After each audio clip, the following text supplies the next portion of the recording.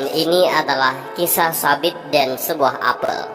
Dia bernama Sabit bin Ibrahim. Ketika itu, ia sedang melakukan perjalanan di pinggiran kota Kufah. Matahari bersinar sangat terik, cuaca panas membuat kerongkongan kering, sehingga haus pun menyerangnya. Tanpa disengaja, ia melihat sebuah apel ranum berwarna merah yang menyala tergeletak di hadapannya. Tanpa berpikir panjang, ia segera mengambil dan menikmati buah merah tersebut untuk menghalau dahaganya. Belum habis buah itu di tangannya, ia segera tersadar bahwa apel itu bukan miliknya. Astagfirullah, saya memakan yang bukan hakku. Siapakah pemilik apel ini? Gumam Sabit bin Ibrahim. Perasaan gelisah menghantuinya. Dicarinya pohon apel yang tumbuh di sekitar. Ia sangat berharap agar si pemilik apel mau merelakan apel yang ada di tangannya itu untuk dia makan. Setelah menelusuri jalanan itu, akhirnya tidak jauh dari tempatnya, sederet pohon apel dengan buahnya yang merekah kukuh berdiri di sebuah kebun yang luas. Sabit melihat seseorang lelaki di dalam kebun tersebut. Mungkin dia pemilik apel ini, pikir Sabit. Ia pun menghampirinya dan mengucapkan salam, lalu bertanya, apakah engkau pemilik kebun ini? Saya telah memakan apel Anda. Untuk itu saya mohon maaf. Sudilah kiranya engkau merelakan apel ini agar halal untuk kumakan, pinta Sabit bin Ibrahim. Lelaki tersebut berkata, saya bukan pemilik apel itu. Saya hanyalah seorang penjaga kebun di sini. Baiklah, jika demikian, di manakah rumah majikanmu? Butuh waktu sehari semalam tiba di sana. Perjalanannya pun tidak mudah. Mengapa tidak kau makan saja apel itu? Toh, ia tidak akan mempedulikan sebuah apel itu karena hasil kebunnya begitu melimpah ruah. Usul si penjaga kebun.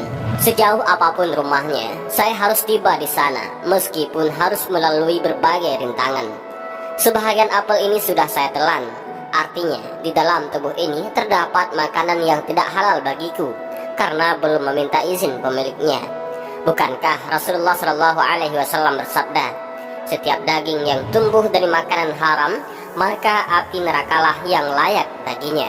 Tukas Sabit bin Ibrahim dengan tegas. Melihat keteguhan hati Sabit, si penjaga kebun akhirnya memberitahu arah perjalanan menuju rumah majikannya.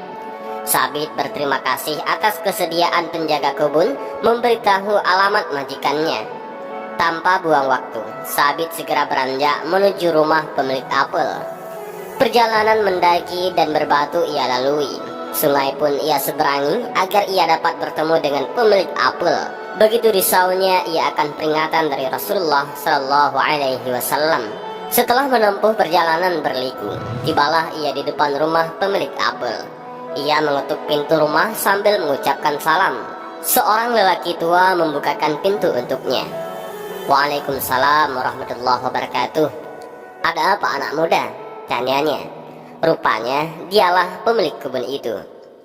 Wahai tuan, kedatangan saya ke sini untuk meminta keikhlasanmu atas buah apel yang terlanjur saya makan. Semoga engkau memaafkanku. Sabit menjelaskan apa yang merisaukannya kepada si pemilik kebun. Pemilik kebun menyimak dengan seksama. Lalu ia berkata, saya tidak akan menghalalkannya kecuali dengan satu syarat. Apakah itu tuan? Kamu harus menikahi putriku dan saya akan menghalalkan apel itu untukmu. Tentu saja Sabit terkejut dengan syarat itu. Haruskah ia menebus kesalahannya dengan pernikahan? Belum habis terkejut Sabit, lelaki tua pemilik apel itu melanjutkan, putriku bisu, tuli, buta, dan lumpuh. Bagaimana? Apakah kamu menyanggupinya? Sabit makin terkejut. Ia harus menikahi perempuan cacat yang akan mendampinginya seumur hidup. Namun, ia tidak memiliki pilihan lain. Jika jalan ini dapat membuka pintu ampunan Allah Subhanahu wa Ta'ala, ia harus menjalaninya dengan ikhlas. Sabit pun menyanggupinya. Pernikahan pun diselenggarakan. Mempelai wanita menanti di dalam rumah saat akad nikah berlangsung. Selesai dilakukan akad nikah, Sabit dipersilahkan oleh sang mertua untuk menemui putrinya yang kini telah sah menjadi istri Sabit. Ia mengetuk kamar yang ditunjuk sambil mengucapkan salam. Ketika Sabit hendak membuka pintu kamar, terdengar suara wanita menjawab salamnya. ia urung masuk ke dalam kamar itu karena yang ia tahu istrinya bisu, tuli dan buta. "Oh maaf, saya salah kamar," ujar Sabit. "Kau tidak salah, saya istrimu yang sah," kata wanita di dalam kamar itu. "Silahkan masuk, wahai suamiku." Sabit benar-benar dibuat bingung dengan semua kejadian yang belakangan ini ia hadapi. Rasanya mustahil jika sang pemilik kebun berdusta tentang putrinya. Apa untungnya bagi dia? Ketika Sabit masih berdiri tertegun di depan kamar, tiba-tiba pintu kamar terbuka. Yang membuka adalah seorang wanita cantik yang sehat walafiat tanpa cacat seperti yang dikatakan mertuanya. Ia makin yakin bahwa ini bukanlah istrinya. Sabit bertanya kepada wanita yang berdiri di hadapannya itu, "Jika kau benar istriku, ayahmu berkata bahwa kau buta. Tetapi mengapa kau bisa melihat?" "Ayahku benar, mataku buta karena tidak pernah melihat apa-apa yang diharamkan Allah," jawab putri pemilik kebun buah itu. "Lalu mengapa ayahmu mengatakan kamu tuli, padahal kau dapat mendengar salamku?" tanya Sabit kembali. "Itu juga benar. Beliau tahu bahwa saya tidak pernah mau mendengar berita atau cerita yang tidak diridhai Allah Subhanahu wa Ta'ala," jelas sang istri. "Kau pun tidak bisu seperti yang dikatakan ayahmu." "Apa artinya?" "Saya bisu karena tidak pernah mengatakan dusta dan segala sesuatu yang tercela. Saya banyak menggunakan lidahku untuk menyebut asma Allah." Dan terakhir, "Apa maksud ayahmu mengatakan kau lumpuh?"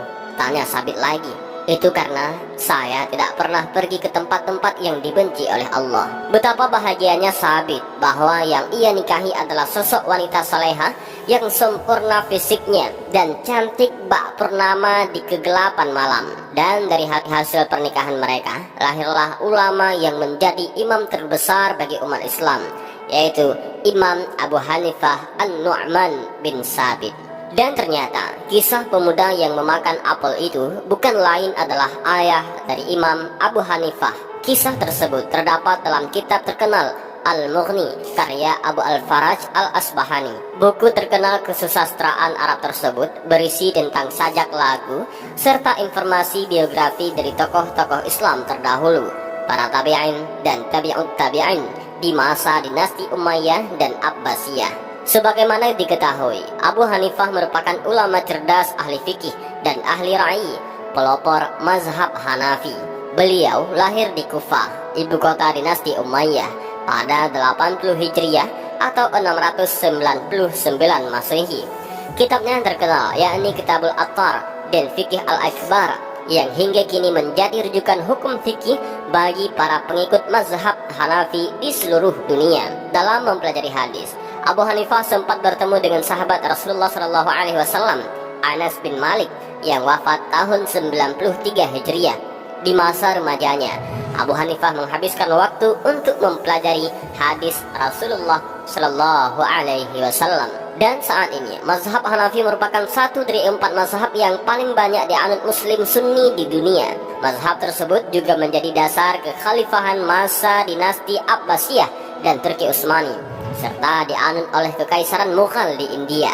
Di era sekarang, mazhab Hanafi banyak digunakan Muslim di beberapa negara Timur Tengah dan Asia Selatan, seperti Turki, Afghanistan, India, Pakistan, Bangladesh, serta di Suriah, Lebanon, Turki, Irak, Iran, dan Palestina. Dari cerita ini, kita dapat mengambil sebuah kesimpulan, yaitu tentang hadis Rasulullah SAW, bahwa Rasulullah SAW pernah berpesan dalam sabdanya, "Berjanjilah kepadaku 6 hal, dan saya akan menjanjikan engkau surga. Bicaralah jujur ataupun benar, tepati janjimu, penuhi kepercayaanmu, jaga kesucianmu, jangan melihat yang haram, dan hindarilah apa yang dilarang." Hadis riwayat Bukhari, Muslim, dan Abu Daud. Dan demikianlah kisah ini. Mudah-mudahan ada manfaat bagi kita semua. Amin ya rabbal alamin. Wallahu a'lam bishawab. Assalamualaikum warahmatullahi wabarakatuh.